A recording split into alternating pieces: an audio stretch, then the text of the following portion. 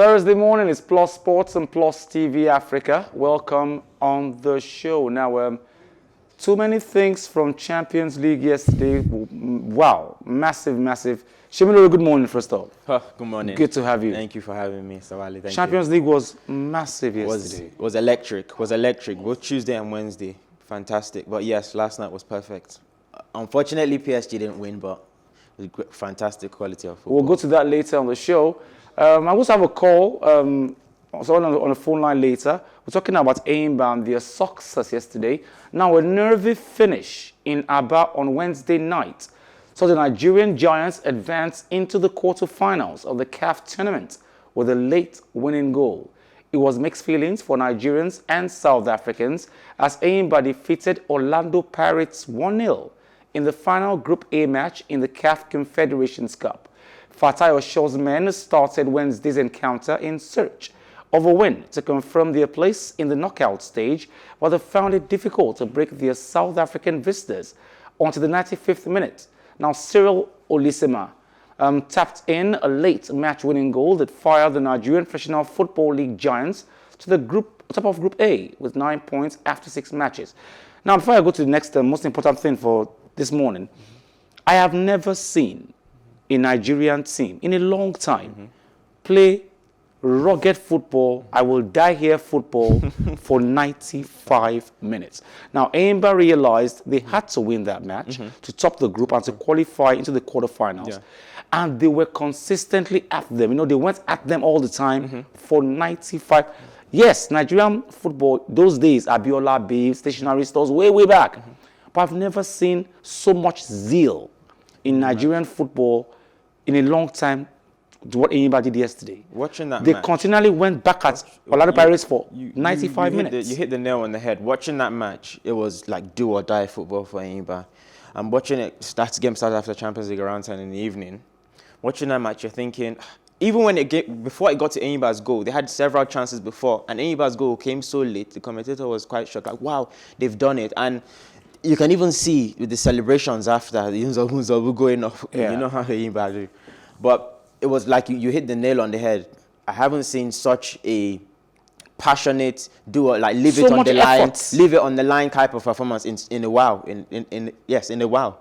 In how many years? In a while. In quite a while. I think Enyimba being the biggest club in Nigeria, and because they've won the CAF Champions League back to back. The richest, the wealthiest. And we know that all of that came from the fact that the governor was giving them everything they wanted. You know, and now the governor came to their aid recently when they didn't have a plane. He got them a chartered flight. Even though they lost. And so I think they feel like there's this sense of we have to pay this guy back for us. Yes. And I think this is what some of our leaders or governments who are in charge of these clubs should look into and say, okay, good, if we do well for these guys, they'll do well for us too. They'll repay us and they'll represent us well on the continental platform. They'll put and eventually prove that it's worth investing in the Nigerian Professional Football League.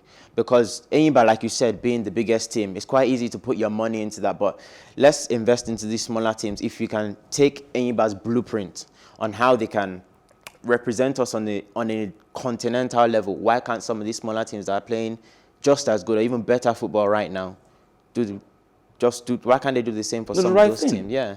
Wow. Back to yesterday's match. Some people say it was the final before the final. I don't know what to call it. But I have never, in a very long time, seen, Manchester City.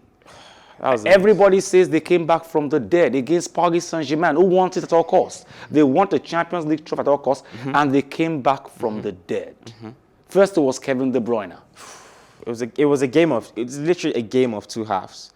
Watching that first half, you would not think Man City were going to get a 3-point, or you're going to get a win from this game. That first half, you saw the likes of Idrissa Gana Gueye, who got sent off eventually. Fantastic midfield display in that first half. You saw Neymar and Mbappe finding pockets, running in between the lines. Di Maria giving Cancelo a torrid time in that first half, especially.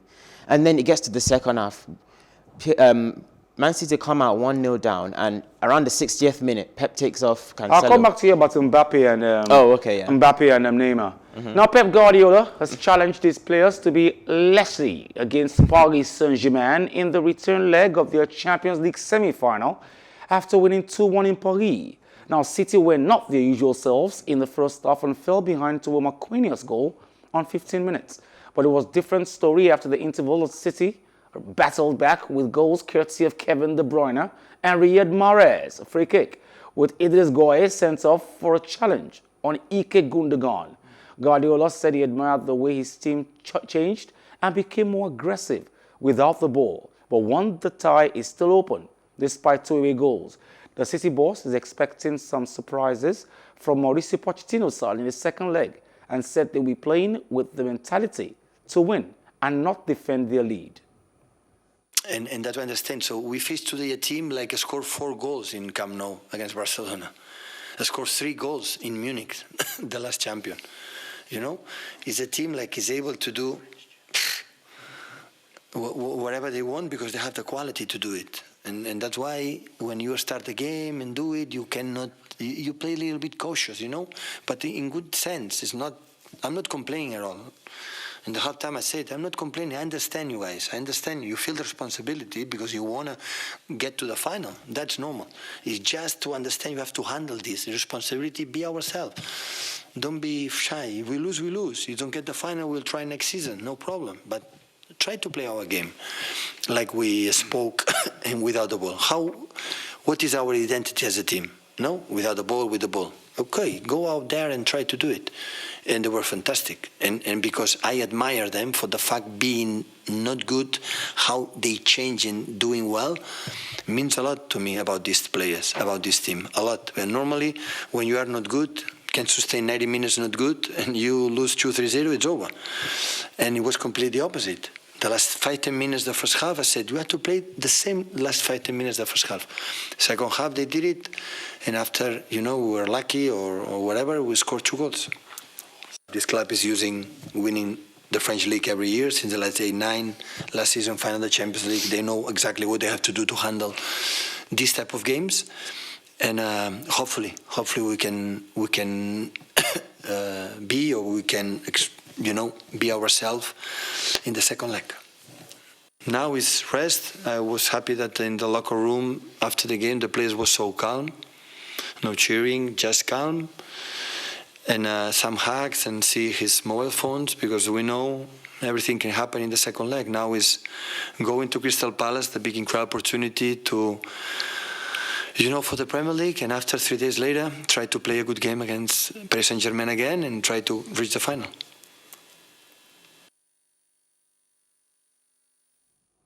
Now, Mauricio Pochettino insisted these things happen in football after Paris Saint-Germain's collapse against Manchester City in the first leg of the UEFA Champions League semi-final.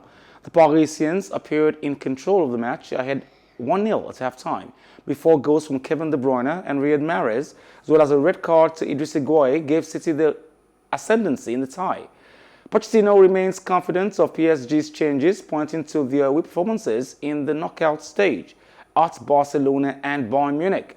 PSG will have to score at least twice at the Etihad on Tuesday to stand any chance of reaching the final in Istanbul next month. We concede 2 goals that normally difficult, to concede. Very painful because now the feeling after 2-1 is not good because we lose the game. But that two details and 2 action maybe change complete the way that the feeling that we have. But I think it was an even game. I think playing again a very good team like Manchester City, I think we were good first half. I think 15 minutes after, yes, in the second half too, I think we were better. But on the end, the feeling is not so good because you lose the game and you need to go to Manchester thinking that you need to win and you need to score 2 goals. We play well in Barcelona away from home. We play well in Bayern Munich. But of course, I think the belief is the most important, and of course, it's going to be good to have this information now to play in 90 minutes to build the game for the second leg.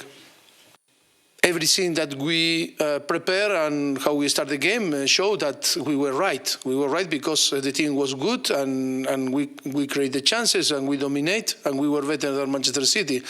And the key maybe is in the second half that we cannot keep the same intensity with the ball, not without the ball, if not with the ball, and that is a thing that we need to improve.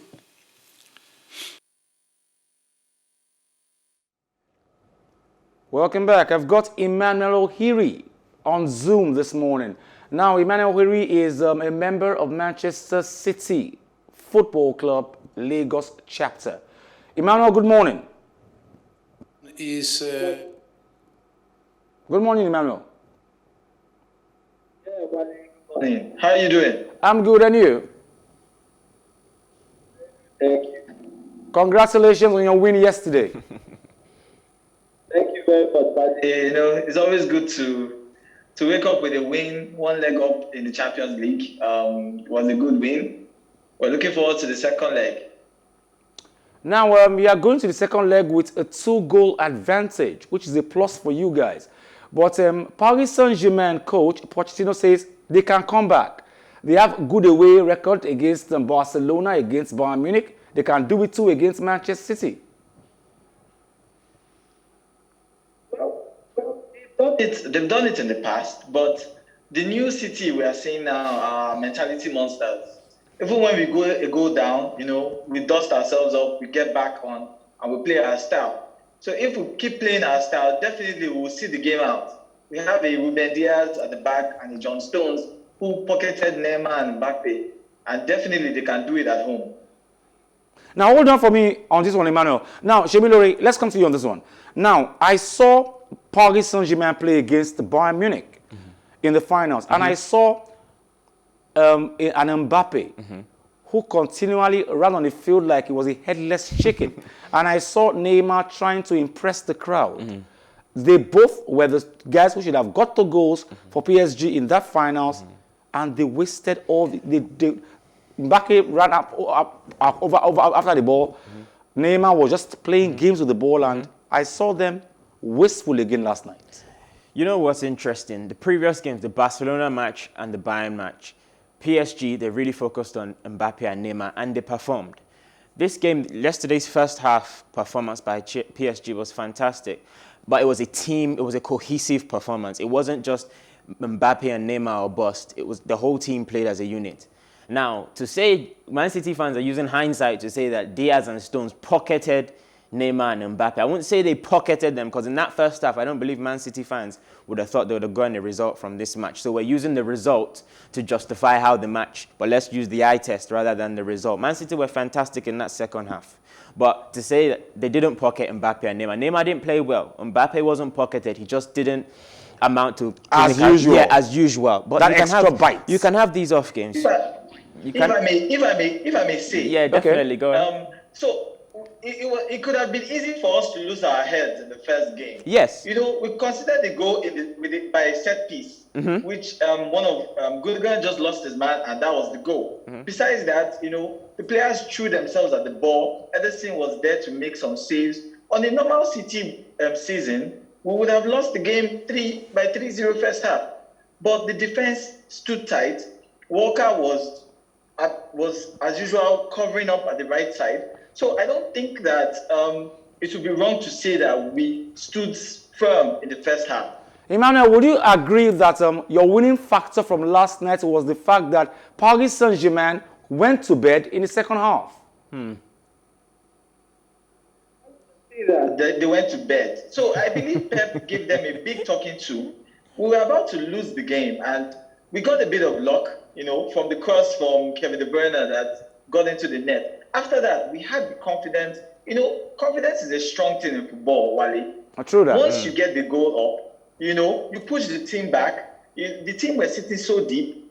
Before they knew, we had gotten another lock, right straight through the wall, and it was a goal. So I don't think that Paris Saint-Germain sat down deep. I don't think that they sat back, but I think we advanced. We played our style, we found our rhythm, and we got the goals. So, Emmanuel, before I let you go, what will be your prediction for next week, Tuesday? Wale, as a City fan, it's a tough one. No, be honest. Be honest. Be objective. I back my team. I back my team to defend very well. So I'll say another 2-1 to us at home. I feel we will nick it again and get to the final this season. You don't think that Paris Saint-Germain can do the miracle again like they did against Bayern Munich? Right. But I believe that we will be compact at the Etihad. And even if they score, I believe we will score also. So it will be a game of who can manage the game very well to the end. And I back by Guardiola on this season. Thank you very much, Emmanuel Ohiri, for joining us this morning. Thank you very much. And I wish you good luck. Hopefully next week, Wednesday, you'll be here.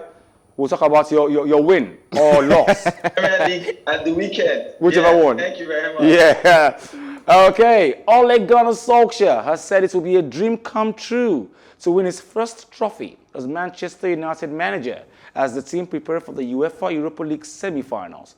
Speaking ahead of Thursday's last 4 dates with Roma, Solskjaer insisted that United are fully invested in the tournament after the club's rolling plans for a breakaway European Super League. The Norwegian explained that he maintains a very good relationship with the controversial Glazers, who were recently the subject of fan protests against their ownership. Meanwhile, informed defender Luke Shaw believes he's playing the best football of his career and wants to atone for missing previous big games, including the 2017 Europa League final. Now, AS Roma coach Paulo Fonseca has been getting the inside track in Manchester United from former players Chris Smalling and Henrik Mkhitaryan ahead of the Europa League semi-final first leg at Old Trafford on Thursday. Now, basically, Solskjaer says, I'm going to win this game. Yeah. Roma will give me a little problems, but I'm going to win it. My guys are back playing the best of football. Luke Shaw, I've got him back. Edison Cavani will make it happen for me. However, Fonseca says, I'm going to unleash ex-Man U players on you guys. Mkhitaryan and Smalling. And I'm asking myself, in this age of modern-day football, will an ex-footballer make a difference? I feel like that's just mind games. I feel like there's not that much that, in terms of tactical secrets, that Smalling and Mkhitaryan can offer, can bring to Roma to be able to think, okay, yes, because these guys used to play for Man United. Now I have the upper hand. No, I don't. I believe that's nothing but mind games. Manchester United are the favourites in Europa League, so he has to do everything he needs to do to be able to get the upper hand on Manchester United. I feel like that's all that is, because how outdated would their tactics even be if they could offer any secrets? When does Mkhitaryan and Smalling participate in the current Manchester United team? So that's all I believe that is, nothing but mind games. Now, let's look at it from this perspective. Let's assume that Man U do cross that Roma hurdle. They go up next against maybe Arsenal or maybe Ajax. Villarreal. Oh, Villareal. Yeah. I'm Arsenal. Yeah. But I believe this is Man United's tournament. Honestly, I don't have faith in Arsenal. I don't have faith in Villarreal to be able to get up to topple Man United in the final, come in the final. But the strongest teams out the last 4 is Manchester United. The odds say this, everybody says this, football fans say this, and I believe it's true. You don't see Fonseca pulling a stunt against Man U? No, I don't. I don't. Wow. It will be a serious upset. Okay, now let's look at, now since Semilore happens to be a major Arsenal fan, a proud one too, I don't know how, Arsenal's under fire owners Stan and Josh Kroenke are committed to the London club, and supporters will be pleasantly surprised if they get the opportunity to know them. Manager Mikel Arteta. Arsenal's owners have previously come under fire for lack of adventure in the transfer market and faced fans' ire again after announcing plans last week to compete in the ill-fated European Super League. Thousands of protesting fans gathered outside the Emirates Stadium ahead of their defeat by Everton. But Arteta said before Thursday's Europa League semi-final first leg against Spain's Villareal that the owners had set the record straight.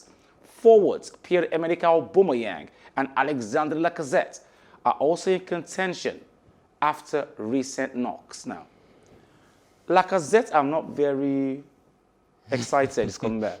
Aubameyang, yes. Lacazette, I think most Arsenal fans are more excited that Lacazette's coming back. He loses more goals than scores. But with tournament situations, it's different to the league. It's about who's in form. And right now, Lacazette's more in form than Aubameyang. Obviously, having Aubameyang on the pitch, you need that presence, that fear factor he might put in defenders. But right now, he's not on form and hasn't been in form for quite a while. So I would say we're more excited that Lacazette's fit and ready to go tonight than Aubameyang. Now, Unai Emery says that on Wednesday that his side is eager to face the best version of Arsenal in the Europa League semi-finals and is excited by the opportunity to progress to the final. The club known as the Yellow Submarines has failed to reach a European competition final at the last hurdle 4 times, 3 in the Europa League and 1 in the Champions League. On Thursday, Emery is facing his former club Arsenal for the first time since he was sacked in November 2019, following a disappointing spell with the Gunners. The first leg will be played at the Villareal's La Ceramica Stadium, where Arsenal has failed to claim a victory in their previous 2 Champions League visits. Now, Emery, a former coach of Arsenal, sacked in 2019, says he has told his guys, you will meet a much better version of Arsenal. What that means, I don't know. What that means, I don't know too, but he's relishing this fixture. Yeah, he's absolutely... Emery does not want to lose this fixture. The way he went out at Arsenal, any person, any manager would have a vengeance. He might not display a vengeance in saying, okay, this is the best Arsenal complimenting us, but Emery does not want to lose this match. And I believe if Arsenal get past Villareal, which I don't think, honestly, we would do, if Arsenal get past Villareal, then the final is more open. But if Villareal meet Manchester United, I think it's done. But yeah, I don't know what you can say by a much better Arsenal. I don't know what he means by that. Well, so if you were to do a prediction of tonight's matches, you give the win to Man United against Roma. Yes. And you say Arsenal against Villareal just might be dicey. Yeah, it might be dicey. Hopefully we win. Hopefully we win 1-0. It was fine. We'll take that back to the Emirates. But I feel like it might go 1-0 to Villareal. Just us going to Spain, I don't think it's going to be easy. Okay, we'll go to the NBA in a bit. Okay, I don't know. And that's not fun really saying that. Yeah. A pair of red sneakers worn by NBA champion Michael Jordan in 1984-85 at the start of his Chicago Bulls career is estimated to fetch 100,000 to 150,000 Swiss francs at an online auction next month. But bids could soar as collectors of the Air Jordan 1, the star lot among 13 pairs from former NBA stars, search rare finals at his first Swiss auction entirely devoted to sneakers called Gamers Only. Now, Game 1 sneakers from Jordan's rookie season, identical but bearing his autograph, fetched a record $560,000 in an online auction. The leather and rubber shoes, sizes 13 and 13.5, were designed by Nike's creative director, Peter Moore. Jordan played 13 seasons with the Bulk, winning his 6 championships, and is currently the owner of the Charlotte Hornets. The Geneva auction includes basketball shoes worn by Kareem Abdul-Jabbar, Patrick Ewing, Stephen Curry, and Scottie Pippen. Now, the Brooklyn Nets became the first Eastern Conference team to clinch an NBA playoff berth, following their 116-113 win over the Toronto Raptors. Jeff Green left the scoring for Brooklyn following a quiet night from Kevin Durant and Kyrie Irving with 22 points and 8 rebounds. The Raptors were led by Kyle Lowry, who had 24 points in 37 minutes, but it wasn't enough to hang into their third quarter lead as the Nets dominated the fourth. The win saw Brooklyn advance to the postseason for the third straight year, currently occupying the #1 seed. Now, Brooklyn Nets sailed through kind of early this year. Yeah, they were the first in the East. You had Utah in the West, who've also have a fantastic record as well. But Brooklyn expected to be champ. Some are tipping them for the title this year because they've got a team stacked with, Kevin Durant. This is the Eastern Conference now. Yeah, this is the Eastern Conference now, but they look like the best in the East right now with the team on the roster with James Harden, Kevin Durant, and the likes of Kyrie Irving. Yeah, but despite all, they've been winning, and I've seen them winning from cutthroat, because Kevin Durant is always quiet these days. Irving always quiet these days. To be fair, the thing is with the problem that everyone has with the Nets this season is the fact that you've never had a long spell of having their best players on the court. So right now, James Harden's out with a hamstring injury. Kyrie Irving plays about 10 games, then goes away for personal issues. And Kevin Durant, they're load managing him because of his injury, because of his recent injury, and he's come back from it. But now they're building up form, and with James Harden going to return now, going into the playoffs. Brooklyn Nets, everyone's quite excited about them, and everyone's now worried about the Lakers because the Lakers have now, they lost Anthony Davis, they lost LeBron James. Anthony Davis has now come back, but the Lakers are in 5th position. They're in the 5th seed in the Western Conference. Now everyone's rushing LeBron back. When is LeBron coming back? Because they need to... Which is going to be dangerous for LeBron because Yes. I remember 2-3 seasons ago they actually rushed him back. Yeah. And it was Yes. very obvious he was rushed back. He Yes. went back almost immediately after and don't that's- rush this man. Yeah, it's the first. Then he would. I think he was 34, going to 35, and that's the first time he had a serious. He had a serious injury, and they rushed him back, and they didn't make the playoffs. Then he had an extended break. Now this is his second serious injury, so they're not trying to rush him back, but they want him to get enough games, get him to have enough games before the playoff time, before crunch time of the season. So the Western Conference now. Oh, yeah, so the Western Conference, like I was saying, Utah Jazz is clinched. They've posted a record high franchise points of 154 to 105 against the Sacramento Kings. But they've clinched. They're the best team in the West right now. But no one's really tipping them for the title because people in NBA, the way they rate the regular season to the postseason is quite different. Yeah. The Suns as well, the Phoenix Suns as well, they've clinched as well, second in the East, haven't been in the playoffs since. Back. No, we don't know what we're going to see from them in the playoffs, but haven't been in the playoffs since 2010. And them being there, that's quite exciting for them. Getting Chris Paul and Devin Booker working together. Very, very exciting stuff. Philly as well, Philadelphia 76ers, back in the East. They've clinched. So those are the 4 teams right now that have clinched and been confirmed that can't drop below 6th seed. At this point, yeah? Yep, and they have made the playoffs right now. So those are that's the main talking points right now in the NBA. Stay tuned to us consistently, and we'll give you the NBA as it goes. But of course, that was just a rundown of the conferences that it is, East and Western conferences. Yeah. And don't forget, you heard it first here, Brooklyn Nets have qualified the first team into the Eastern Conference. Okay, thank you very much, Semilore Adenekan. No problem. Thank you for having me. Thank you very much, Emmanuel Ohiri, who will join us on the show via call. Of course, a member, Manchester City Football Club, Lagos branch. Join us same time tomorrow, same station on Plus Sports, on PlusTvAfrica. My name is Wale Scott. Like I always advise you at the end of every show, if not for anything, at least for your heart, do some sports.